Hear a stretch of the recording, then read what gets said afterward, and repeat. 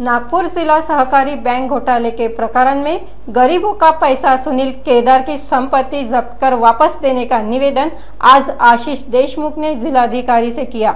उन्होंने इस वक्त पत्रकारों से बात करते हुए अपनी ही सहयोगी पार्टी के दिलीप वलसे पाटिल पर भी आरोप लगाए। दिलीप वलसे पाटिल और सुनील केदार पुराने मित्र हैं और इसीलिए आज की सुनवाई उन्होंने आगे धकेली। आज नागपुर में राजनीतिक माहौल गरमाया हुआ रहा। एक तरफ सुनील केदार के मामले में दिलीप वलसे पाटिल की सुनवाई को भी आगे धकेलने से चर्चाओं का बाजार गर्म रहा, वहीं भाजपा के आशीष देशमुख इसी प्रकरण में निवेदन लेकर जिलाधिकारी से भेंट करने पहुंचे। उन्होंने निवेदन में सुनील केदार की संपत्ति जब्त करवाकर गरीब किसानों को बांटी जाए ऐसा कहा।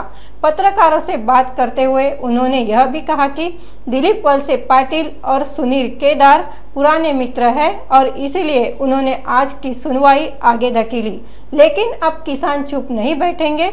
आने वाले 2 अगस्त से पीड़ित किसान अनशन पर बैठने की जानकारी भी उन्होंने दी। नाही, नागपूर जिल्हा सहकारी बँकेमध्ये 2002 साली म्हणजे आजपासून 22-23 वर्षापूर्वी 150 कोटी रुपयाचा घोटाळा सुनील केदार यांनी केला। त्यांना त्यासाठी न्यायालयाने शिक्षा ठोठवली। 5 वर्षासाठी त्यांना जेल त्या निमित्ताने झाली। सेक्शन 88 च्या कायद्याअंतर्गत सहकार विभागाने व्याजासकट 1444 कोटी रुपये वसूल करण्याच्या कारवाईच्या संदर्भामध्ये आज सहकार मंत्री राष्ट्रवादी काँग्रेस पार्टी अजित पवार गटाचे दिलीप वळसे पाटील हिअरिंग घेणार होते, पण त्यांनी ती अपरिहार्य कारणासाठी समोर ढकलली। आमचा त्यानिमित्ताने असा शेतकऱ्यांचा आणि खातेधारकांचा म्हणणं आहे की जाणीवपूर्वक 22 वर्ष जशी ही कारवाई समोर ढकलण्यात आली त्याच पद्धतीने आपल्या पूर्वीच्या सहकार्याला सुनील केदाराला वाचवण्याचं काम दिलीप वळसे पाटील साहेब करत आहेत का, हा त्यानिमित्ताने एक संदेह त्यांच्यावर आहे। आणि म्हणून हे 1444 कोटी रुपये तातडीने दोषी झालेल्या सुनील केदारांकडून वसूलण्यात यावे आणि 2 महिन्यामध्ये ते नागपूर जिल्ह्याच्या सर्व शेतकऱ्यांना आणि खातेधारकांना वाटण्यात यावे, हे मागणी, हे निवेदन आज आम्ही नागपूर कलेक्टरांच्या माध्यमातून सरकारला केलेला आहे। कोणत्याही पद्धतीचा भेदभाव ह्या मध्ये झाला नाही पाहिजे। मागच्या वेळेस देखील बागडे कमिटीने सुनील केदारांवर वसुली त्या निमित्ताने ठरवली होती, पण ती तेव्हाचे सहकार मंत्री हर्षवर्धन पाटलांवर राजकीय दबाव आणून सुनील केदारांनी ती कॅन्सल केली। नव्याने 2दा कमिट्या झाल्या, आता 3ऱ्यांदा परत कमिटी निमित्त झाली आहे। यांच्यावर देखील राजकीय दबाव टाकण्याचं काम आणि सुनील केदार आणि वळसे पाटील हे पूर्वाश्रमीचे राष्ट्रवादी काँग्रेस पक्षाचे असल्यामुळे स्वाभाविकरित्या नागपूर जिल्ह्यातील शेतकऱ्यांना त्यांच्या दोघांचे हित संबंध आहेत का, आणि त्यामुळे ते सुनील केदारांकडून वसुली करण्यासाठी ही कार्यवाही सेक्शन 88 ची मुद्दामून प्रलंबित करतायत का, हा आमचा त्यानिमित्तांचा जो आमच्या समज आहे तो त्यांनी दूर करावा। अन्यथा नागपूर जिल्ह्याचे सर्व शेतकरी, सर्व जिल्हा सहकारी बँकेचे खातेदार सावनेर येथे 2 तारखेपासून बेमुदत ठिय्या आंदोलन आम्ही करणार आहे। नाही, नक्कीच या पद्धतीचं आमचं म्हणणं आहे।